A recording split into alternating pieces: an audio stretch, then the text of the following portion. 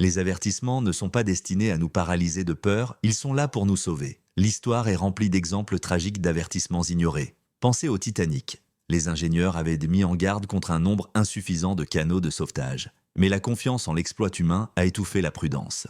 Ou l'éruption du Vésuve, où beaucoup ont ignoré les grondements jusqu'à ce qu'il soit trop tard. Même à l'époque moderne, face aux ouragans ou aux pandémies, l'humanité hésite souvent, supposant que demain viendra toujours. Le résultat, des souffrances qui auraient pu être évitées si l'avertissement avait été pris au sérieux. Le même schéma apparaît dans nos vies spirituelles. Jésus-Christ, le Fils de Dieu, n'est pas seulement venu pour consoler, guérir et promettre la vie éternelle. Il nous a aussi donné des avertissements clairs et urgents. Des avertissements non pas sur des navires qui coulent ou une santé défaillante, mais sur l'état de nos âmes. Il a parlé de repentance, de vigilance, de pardon, de pureté et de loyauté. Pourtant, tout comme beaucoup ont ignoré les avertissements dans l'histoire, d'innombrables croyants aujourd'hui écartent les paroles mêmes du Christ comme s'il s'agissait de conseils facultatifs. Pourquoi faisons-nous cela ? Peut-être est-il plus facile d'ignorer des vérités inconfortables. Peut-être supposons-nous que la patience de Dieu signifie que nous avons un temps infini. Ou peut-être confondons-nous simplement la conviction avec le changement, l'agitation avec l'obéissance,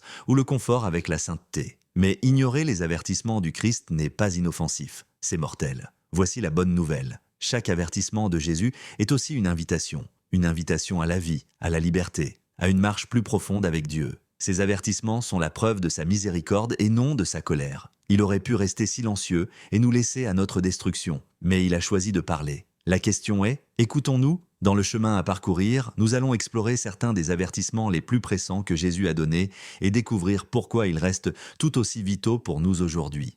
Quand Jésus a dit dans Luc 13,3 « Si vous ne vous repentez pas, vous périrez tous également », il n'exagérait pas. La repentance n'est pas une douce suggestion, c'est une question de vie ou de mort. Pourtant, dans notre compréhension moderne, la repentance est souvent réduite à des excuses rapides, un « Seigneur, pardonne-moi » murmuré, suivi d'une vie comme à l'accoutumée. Mais la repentance biblique ne se résume pas à de simples mots, il s'agit d'une direction. C'est la différence entre se sentir désolé et se détourner réellement. Pensez à Actes 3,19 « Repentez-vous donc et convertissez-vous, afin que vos péchés soient effacés ». Remarquez le mouvement. La repentance exige un retournement, un changement de posture, une rupture avec ce qui vous a asservi. Ce n'est pas simplement essuyer les larmes de la culpabilité, c'est s'éloigner du chemin qui mène à la destruction. Les psychologues d'aujourd'hui affirment même cette distinction. La culpabilité sans changement devient souvent un cycle qui nous piège dans la honte. Mais la transformation commence lorsqu'une personne non seulement admet ses torts, mais choisit également une voie différente. Augustin, l'un des plus grands penseurs chrétiens des premiers temps, a écrit dans ses confessions comment il a prié un jour « Seigneur, rends-moi chaste, mais pas encore ». Pendant des années, il a désiré le sentiment de remords sans le coup du changement. Ce n'est que lorsqu'il s'est tourné complètement, abandonnant ses désirs au Christ, que sa vie a été renouvelée. La repentance peut impliquer des choix difficiles. Cela pourrait signifier mettre fin à une relation qui vous éloigne constamment de Dieu. Cela pourrait signifier supprimer cette application secrète, quitter une communauté toxique ou confesser ce que vous avez caché pendant des années. Oui, c'est inconfortable, mais la sainteté n'est jamais bâtie sur le confort. Dieu ne cherche pas vos excuses tièdes, il cherche votre allégeance. Paul précise le contraste dans 2 Corinthiens 7,10. En effet, la tristesse selon Dieu produit une repentance qui mène au salut et ne laisse aucun regret, tandis que la tristesse du monde produit la mort. L'une mène à la vie, l'autre à la destruction. Alors demandons-nous honnêtement, nous sommes-nous vraiment repentis ou n'avons-nous fait que répéter les gestes de la culpabilité ? La repentance ne consiste pas à se sentir mal. Elle consiste à choisir un nouveau chemin, même si vous devez ramper au début. Ce chemin mène à la vie. La paresse est l'un de ces péchés que nous minimisons souvent.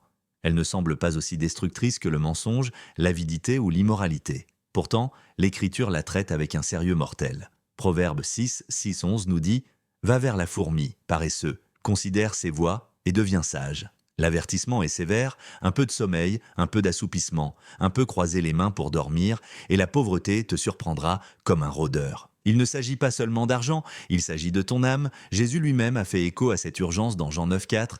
Il faut que je fasse les œuvres de celui qui m'a envoyé tant qu'il fait jour. La nuit vient où personne ne peut travailler. Le temps passe vite, et à chaque instant que nous retardons, des opportunités d'obéissance disparaissent à jamais. Mais soyons honnêtes, à quelle fréquence déguisons-nous la paresse avec un langage spirituel ? Nous disons que nous attendons le temps de Dieu, alors qu'en réalité, nous procrastinons. Nous disons que nous y prions à ce sujet, alors que nous savons déjà ce qu'il nous a demandé de faire. Comme le serviteur de Matthieu 25 qui a enterré son talent, nous nous cachons derrière la peur et les excuses pour découvrir que le maître qualifie une telle hésitation de méchante et de paresseuse. L'histoire offre des rappels qui donnent à réfléchir. Dans l'ancien Israël, les sentinelles sur les murailles de la ville avaient un seul travail, rester réveillés. S'ils dormaient, l'ennemi pouvait entrer et toute la communauté en souffrait. De la même manière, la paresse spirituelle ne nous affecte pas seulement, elle met en danger ceux qui nous entourent. Notre silence, nos retards, notre inaction laissent les autres vulnérables. La vie moderne rend cela encore plus difficile.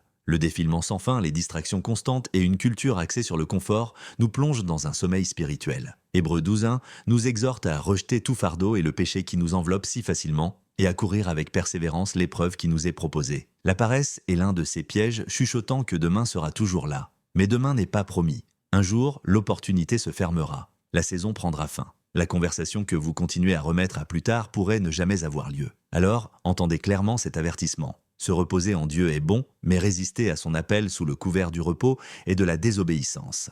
Quand l'Écriture parle de la convoitise, elle ne chuchote pas, elle crie. Paul a exhorté dans 2 Timothée 2:22 « Fuis les passions de la jeunesse ». Remarquez, il n'a pas dit de négocier ou de les gérer, il a dit de fuir. La même urgence se trouve dans Matthieu 5:29 où Jésus a déclaré « Si ton œil droit te fait tomber dans le péché, arrache-le et jette-le loin de toi ». Le langage est radical parce que le danger est réel. La convoitise ne se limite pas au désir sexuel, bien que ce soit souvent sa forme la plus destructrice. La convoitise est tout désir ardent qui détourne notre fin de Dieu, qu'il s'agisse de richesse, de reconnaissance ou de gratification immédiate. Le problème avec la convoitise est à quel point elle semble inoffensive au début. Un second regard, une recherche en ligne innocente, une rêverie silencieuse, cela semble insignifiant, mais Jacques 1,14-15 nous avertit que le désir, une fois conçu, donne naissance au péché, et le péché parvenu à maturité engendre la mort. La science moderne confirme ce que l'Écriture dit depuis longtemps. L'indulgence répétée à la convoitise recable le cerveau, créant des habitudes puissantes qu'il semble impossible de briser. Ce qui commence comme une curiosité devient souvent une chaîne de dépendance. C'est pourquoi le compromis est si dangereux. Vous ne pouvez pas apprivoiser la convoitise, vous devez y échapper. L'histoire de Joseph dans Genèse 39 l'illustre parfaitement. Lorsque la femme de Potiphar a essayé de le séduire, Joseph n'est pas resté pour discuter, expliquer ou prouver sa maîtrise de soi. Il s'est enfui. Aux yeux du monde, cela a pu sembler lâche, mais aux yeux de Dieu, c'était de la sagesse. La fuite a sauvé à la fois son intégrité et sa destinée. Aujourd'hui, fuir pourrait signifier supprimer une application, bloquer un numéro ou changer votre routine quotidienne. Certains pourraient appeler cela extrême, mais Jésus l'a appelé obéissance. Tant que nous essayons de gérer la convoitise, nous gardons un serpent dans notre poche et prétendons qu'il ne nous mordra pas. La tentation sexuelle ne consiste pas seulement à enfreindre une règle, il s'agit de vous briser vous-même. Elle tord l'intimité, déforme la façon dont vous voyez les autres et enchaîne votre âme dans la honte. C'est pourquoi la Bible n'offre pas de demi-mesure. Elle dit « Fuis, cours pour ta vie et ne regarde pas en arrière ». Jésus n'est pas mort simplement pour couvrir le péché. Il est mort pour briser son pouvoir. Tite 2,12 nous rappelle de dire non à l'impiété et aux passions mondaines et de vivre dans le siècle présent avec sagesse, justice et piété. Pourtant, l'impiété s'immisce souvent silencieusement dans nos vies. Ce ne sont pas toujours les mots évidents. Parfois, ce sont les petits compromis, les émissions que nous regardons qui normalisent le péché, les blagues dont nous rions bien qu'elles attristent Dieu, les habitudes que nous excusons parce que tout le monde le fait. Chaque compromis émousse notre conscience jusqu'à ce que le péché nous semble normal et la sainteté extrême. Les paroles de Paul dans Colossiens 3,5 sont claires. « Faites donc mourir ce qui, en vous, est terrestre. Ne le gérez pas, ne le cachez pas. Mettez-le à mort. Pourquoi ? Parce que vous ne pouvez pas vivre pieusement tout en nourrissant ce que Dieu vous a commandé de crucifier. Chaque petite intolérance est une porte laissée ouverte à l'ennemi. Étroitement lié à cela est l'appel au pardon. L'avertissement de Jésus dans Matthieu 6,15 ne saurait être plus clair. Si vous ne pardonnez pas aux hommes leurs offenses, votre Père ne vous pardonnera pas non plus les vôtres. Le fait de ne pas pardonner semble être un pouvoir, comme se protéger de nouvelles blessures, mais en réalité, cela empoisonne l'âme. Cela vous enchaîne au moment même dont vous aspirez à vous échapper. L'histoire nous offre un exemple éclatant avec Corrie ten Boom, une femme qui a survécu au camp de concentration nazi. Des années plus tard, elle a été confrontée face à face à un ancien gardien qui l'avait tourmentée. Il a demandé pardon. Corrie a avoué qu'elle ne pouvait pas le pardonner seule, mais par la force de Dieu, elle a tendu la main et a dit « Je vous pardonne ». À ce moment-là, elle a décrit avoir ressenti le pouvoir libérateur du Christ qui coulait en elle. Le pardon ne signifie pas que ce qu'ils ont fait était acceptable. C'est dire que vous ne porterez plus vous-même la dette, vous la remettez à Dieu. Sans pardon, l'amertume corrode l'adoration, la prière et la joie. Avec le pardon, les chaînes tombent. Alors demandez-vous, quelle impiété avez-vous tolérée? Qui tenez-vous encore en otage dans votre cœur? Jésus nous appelle à renoncer au péché et à libérer les autres, car en faisant cela, nous sommes nous-mêmes libérés. La nuit où Jésus fut arrêté, il implora ses disciples à Gethsémane: « Veillez et priez, afin de ne pas tomber dans la tentation. L'esprit est bien disposé, mais la chair est faible. » Matthieu 26, 41. Pourtant, ils s'endormirent. Il est facile de les juger, mais beaucoup d'entre nous sont coupables de la même chose, nous assoupissant spirituellement pendant que la bataille fait rage autour de nous. Le sommeil spirituel est subtil. Il ne ressemble pas à la rébellion. Il ressemble au confort. Vous vous dites que vous allez bien, que vous prierez demain, que vous vous occuperez sérieusement des Écritures de plus tard. Pendant ce temps, le cœur s'émousse. La voix de Dieu semble plus faible, non pas parce qu'il a cessé de parler, mais parce que nous avons cessé d'écouter. Luc 21, 34 nous avertit: « Prenez garde à vous, de peur que vos cœurs ne soient absentis par les excès, l'ivrognerie et les soucis de la vie, et que ce jour ne vienne sur vous à l'improviste comme un piège. » La distraction n'est pas inoffensive, c'est un piège spirituel. Et dans un âge de voix innombrables, l'autre avertissement de Jésus devient urgent. N'ajoutez pas foi à tout esprit, mais éprouvez les esprits pour savoir s'ils sont de Dieu. 1 Jean 4:1. Les faux prophètes ne portent pas toujours des masques évidents. Certains semblent polis, passionnés et persuasifs. Ils peuvent citer les Écritures, prier devant la caméra ou avoir de nombreux adeptes. Mais le charisme n'est pas la même chose que l'appel, et la popularité n'est pas une preuve de l'approbation de Dieu. Les Béréens, dans Actes 17:11, nous donnent le modèle. Même lorsque l'apôtre Paul prêchait, ils examinaient quotidiennement les Écritures pour confirmer ses paroles. Ce n'est pas du cynisme, c'est de la sagesse. S'ils ont vérifié les faits de Paul, ne devrions-nous pas aussi tester chaque sermon, livre ou influenceur par rapport à la parole de Dieu? Dans notre monde numérique, le discernement est essentiel. Formons-nous notre foi davantage en naviguant sur Internet qu'en lisant les Écritures? Citons-nous plus les prédicateurs que Jésus lui-même? Éprouver les esprits signifie demander: cet enseignement s'aligne-t-il sur l'intégralité du conseil de la parole de Dieu, et le fruit de la vie du messager reflète-t-il le Christ? L'ennemi aime les croyants endormis qui acceptent tout ce qui semble spirituel. Mais Jésus nous appelle à rester éveillés, alertes et ancrés dans la vérité.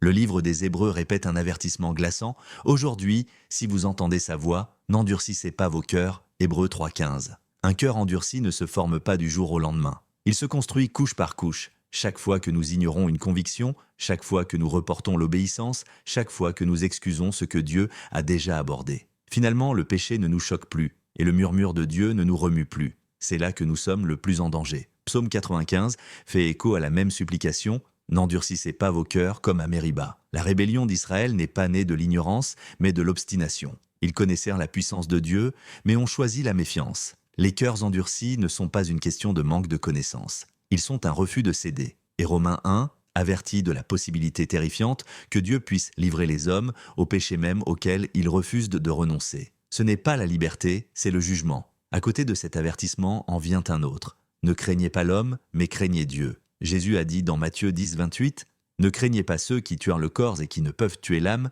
craignez plutôt celui qui peut faire périr l'âme et le corps dans la géhenne. » La peur de l'opinion des gens peut sembler inoffensive. Elle ressemble à de la politesse, à maintenir la paix, mais en réalité, c'est une chaîne. Proverbe 29, 25 déclare: « La crainte des hommes est un piège, mais celui qui se confie en l'Éternel est en sécurité. » Les premiers martyrs l'ont bien compris. Polycarpe, un disciple de l'apôtre Jean, fut menacé de mort s'il ne renonçait pas au Christ. Sa réponse résonne encore à travers l'histoire: « 86 ans que je le sers, et il ne m'a jamais fait de tort. Comment pourrais-je blasphémer mon roi qui m'a sauvé ?» Pour lui, la crainte de Dieu l'emportait sur toute menace de l'homme. Alors demandons-nous, craignons-nous davantage le rejet que la rébellion? Sommes-nous plus préoccupés par les applaudissements humains que par l'approbation divine? La crainte de l'homme fait taire la vérité, mais la crainte de Dieu renforce l'obéissance. Un cœur doux et une sainte révérence sont ce qui nous maintient éveillés à sa voix. L'apôtre Jean n'aurait pas pu être plus clair: « N'aimez point le monde, ni les choses qui sont dans le monde. Si quelqu'un aime le monde, l'amour du Père n'est point en lui. » 1 Jean 2, 15. Aimer le monde, c'est s'ancrer à ce qui passe. La richesse, le statut, les divertissements et les applaudissements peuvent satisfaire un instant. Mais Jean nous rappelle: le monde passe, et sa convoitise aussi, mais celui qui fait la volonté de Dieu demeure éternellement. 1 Jean 2, 17. Jacques 4, 4 va plus loin. Quiconque veut être ami du monde se rend ennemi de Dieu. Ce n'est pas un langage modéré, c'est une ligne de démarcation. Le danger ne réside pas dans la rébellion ouverte, mais dans la séduction subtile. Le monde adoucit lentement les convictions, normalise ce qui nous affligeait autrefois et nous convainc que le compromis est inoffensif. Avec le temps, le croyant se fond si complètement que la différence entre l'Église et la culture est minime. Jésus a averti, dans Matthieu 6, 24, que personne ne peut servir deux maîtres. Finalement, la loyauté doit être déclarée. Cela est directement lié à son reproche de la foi tiède dans Apocalypse 3, 15 et 16. « Je connais tes œuvres. Tu n'es ni froid ni bouillant. Puisses-tu être froid ou bouillant? Ainsi, parce que tu es tiède et que tu n'es ni froid ni bouillant, je te vomirai de ma bouche. » L'imagerie est puissante. L'église de Laodicée, riche et autosuffisante, était entourée de sources d'eau, dont la tiédeur était célèbre, tiède, désagréable et peu rafraîchissante. Jésus a utilisé cette image même pour décrire une foi à moitié engagée. Le christianisme tiède semble sûr, assez de religion pour apaiser la conscience, assez de compromis pour rester à l'aise. Mais c'est l'endroit le plus dangereux où se trouver parce qu'il nous aveugle sur notre véritable besoin. Jésus n'a appelé personne à un demi-disciple. Il a dit dans Luc 9, 23, « Si quelqu'un veut venir après moi, qu'il renonce à lui-même, qu'il se charge chaque jour de sa croix et qu'il me suive. » Ce n'est pas anodin, c'est coûteux. Et pourtant, même dans son reproche, il y a la miséricorde, Apocalypse 3, 19, 20, nous rappelle « Moi je reprends et je châtie tous ceux que j'aime. Et donc du zèle et repens-toi. Voici, je me tiens à la porte et je frappe. » Chaque avertissement est une invitation. Chaque conviction est la preuve qu'il n'a pas abandonné. Alors voici la question. Répondrez-vous à son appel ? Rejeteriez-vous le monde ? Aimeriez-vous sans hypocrisie ? Et passeriez-vous d'une vie tiède au feu d'une véritable dévotion ? Le choix est urgent. Et il est vôtre aujourd'hui.